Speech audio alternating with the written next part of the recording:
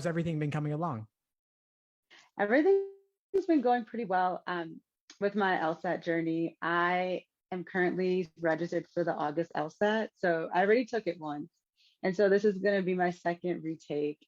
And I'm hoping this is the final retake. I'm hoping this is the final retake. My second time around, I definitely feel more confident. The classes have definitely been helping.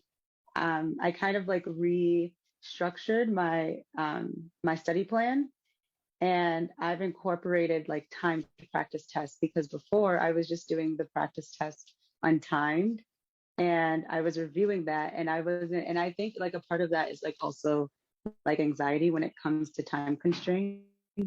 And so I wasn't even practicing under timed conditions. And so this time I made it a point to make sure I practice under time conditions so I can get used to it, and then be able to finish the exam in time with time to review. Because the first time I took my exam, I was like pressed for time for every section. And I ended up guessing on some of the questions.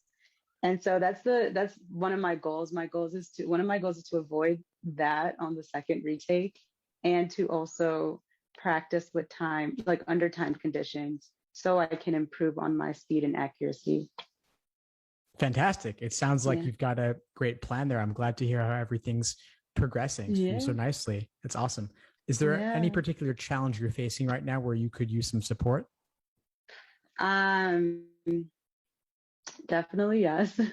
I think with my biggest challenge, like the section I'm having the most trouble with, but like seeing very little improvement each day, is reading comprehension. And a huge part of that is just having ADHD and being able to focus and analyze information in a way that's productive, right? So when I am reading over the reading comprehension passages, it's kind of like I'm thinking to myself, oh my gosh, I don't have enough time.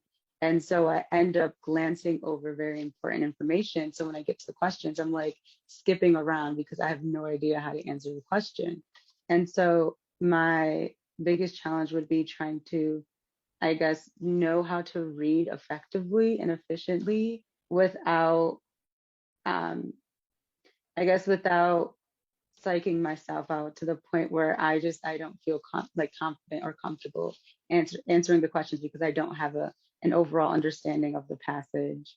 So maybe like like helpful tricks and hints, you know, that would help Absolutely. me conquer this section. Yeah. Yeah. We need to keep you Yeah. engaged while you're reading the Yes. passage in the first place. Mm-hmm. So if we can give you something to hold on to and just focus on that, the details, you can Mm-hmm. gloss over them. You can always come back to them later.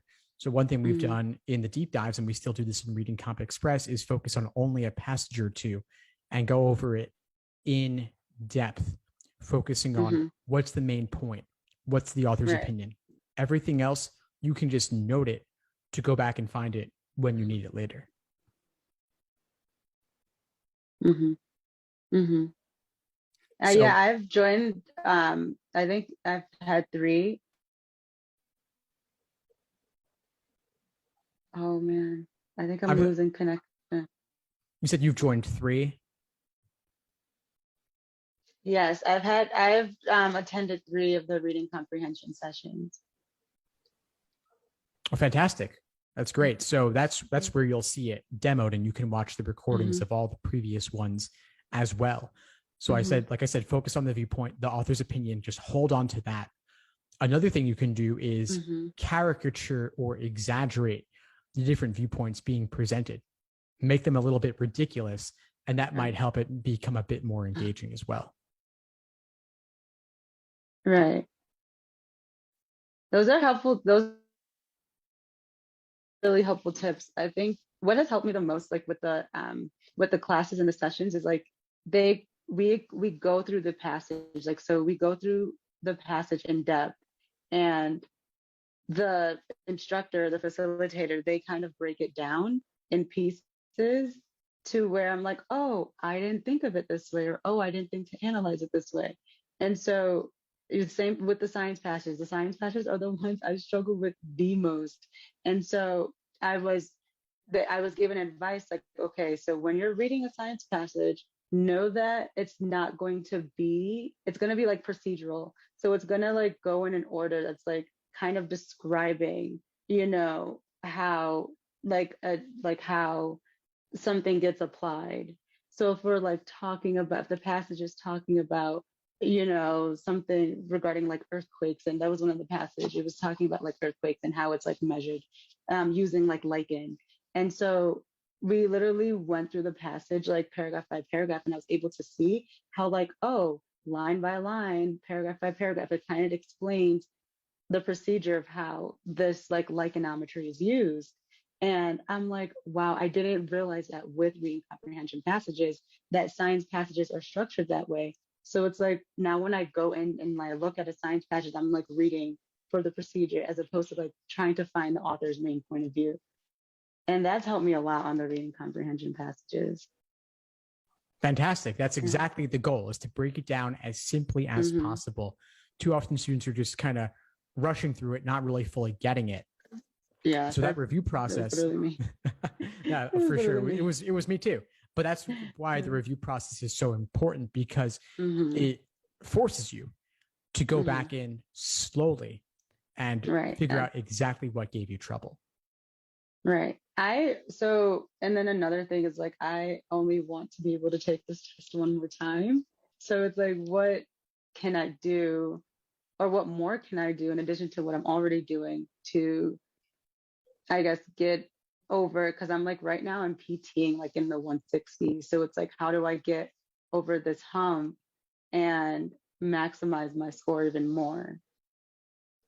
Well, let me ask you this. What are you doing with regard to your review process? You're seeing it in class, so you have a general idea of it. Are you applying it on your end in terms of, are you writing something out? Like writing out the questions? No, writing out your review process in some kind of document or journal. So when you get something wrong or have difficulty with something, are you articulating it written down somewhere? Yeah, so I do that, and I keep track of all the answers I got wrong. And I'm wondering, because it's like I do that, right? So I do the same process. So I look at the answer I got wrong. I explain like, okay, this is why I thought this answer was right. And then I go back and I say, okay, this answer was the correct answer, and I explain why that was the correct answer.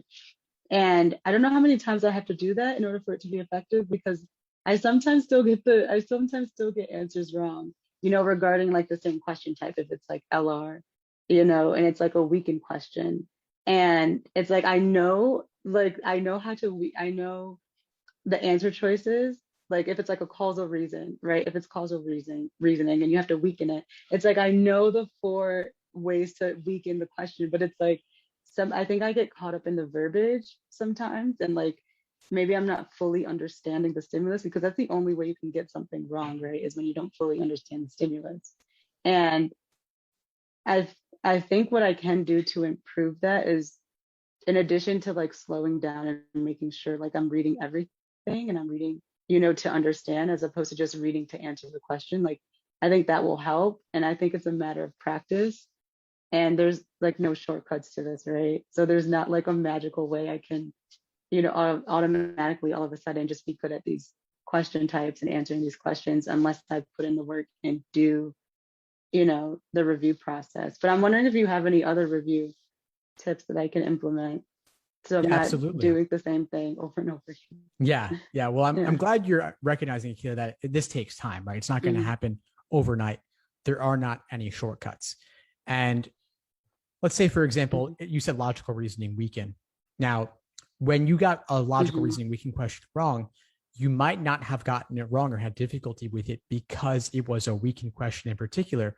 It could have been something about that method of reasoning in general, or it could have been the usage of a word like unless, or it could have been the conclusion being buried in the middle along with a sub-conclusion coming later. So it may not be that you're going to see the gains on your next weakened question, but you may see gains down the line next time you encounter a logical reasoning stimulus containing the word unless, or another question where there's a sub-conclusion going on somewhere. So it happens over time gradually as you identify all the different things that might give you trouble. But some things come up less frequently, so it might be a while before you see it again. but when you see it, you'll get it Right. the next time. Right. And then also I do have another question. So I know a lot of people have been saying like, oh, if you want to like review untimed sections, then it's good to use like PT 70s or like PT 60s and then reserve like PT 80s for like your timed, review practice. And I'm wondering like what your take on that is and like what like should I be looking at prep tests before PT 50 or should I just be focusing on like the later prep tests in my review? Well, you said you're taking it And in then also, August, how right? many should I do? Yes. Sure. So you're taking August. So we're speaking now in early to mid June. You've got about 2 months and change till then. So Hmm. I wouldn't recommend spending a ton of time on everything prior to the PTs in the 50s because you wouldn't want to do something in the Okay. 30s and then never get to the 70s and 80s. So I'd say 50s and up is Hmm. probably a good way to go at this stage, 2 months out. I would also suggest, though, that maybe you find certain elements, certain questions from older exams if you want to drill those in particular. For example, if you Hmm. want to work on curveball logic games, there are a lot of weird curveball logic games in the older exams. So you might go in targeted Oh. just for those in particular. But the majority Hmm. of it, I'd keep for the 50s and up. And as for your Okay. other question regarding how many, I recommend going into test day with at least 10 practice tests under your belt. But if you, Oh. yeah, at least Okay. 10, at least 10. But if you want to do more, that's fantastic. Speaking now, 10 would be roughly one exam a week. But if you Hmm. wanted to do more and had the space, you could do 2 a week as long as you're allowing enough time for detailed review of those exams. That is a very okay, good. Because I was trying to, that was like the one thing I was trying to figure out, like what to do, like how many should I do and what would be productive and effective without like overwhelming myself. Because I also work full time. Like I work in accounting and that's like easily 60 hours a week during a busy season. So it's like, how can I balance that out while still making sure I have enough time to dedicate to my study schedule and I'm able to study effectively. So yeah, okay, one a week or like 2 a week. That's I can do that. Fantastic. Yeah. And make sure they're 4 sections, I think not you three, paused. of course. Oh, I yeah. was going to say, make sure they're 4 sections, not three, Right. because Oh, they're yes, adding back absolutely. in that experimental in August. Yeah. And it's an experimental LR, right? It's always LR, right? No, So it there's could be, two no, LR. no, no. It could be anything. It could be any Wait, of, what? yeah, it could be any Why of did the, I thought it was just LR. that's because the old published prep tests contained a second scored logical reasoning section. But on test day, it could be Oh, any of games, reasoning, or reading comp, and it could appear anywhere in the exam. Steve, I didn't know. I I'm wasn't glad. I'm prepared glad for we that. talked. I'm glad we talked. Oh my gosh. And I'm sitting here like doubling like LR questions because I'm like, this is the one I'm going to be tested on more. Oh, okay. Well, it's good that you're no. I know it's a shock. I know a lot of other people are probably confused about that as well. But it's good you're learning now. We're still more than 2 months out, so change it up. You've gotten plenty of LR practice. You can now start mixing in games. Right. You can start mixing in reading And comp. like reading comprehension for sure. Reading comprehension. Oh my God. Okay. But it won't count though. It won't count. You might do double. It You won't might do count. double reading comp, but hey, that second one won't count. If I do double reading comp, I think I'll go insane. Well, let's take the next 2 months to make it so that you won't even mind when you I encounter it know because that. you'll have it under your Okay. belt. So that definitely means I'm going to start. Okay. Okay. Wow. Thank you for telling me. I did not know. Of course, Akila. Of course, I have a whole FAQ Yeah. on the 4 section LSAT, so take a look at that. It's Okay. currently linked on my homepage, Definitely. and we also have Uh-huh. it in the course. Okay. Awesome. Yeah. Those are my only questions.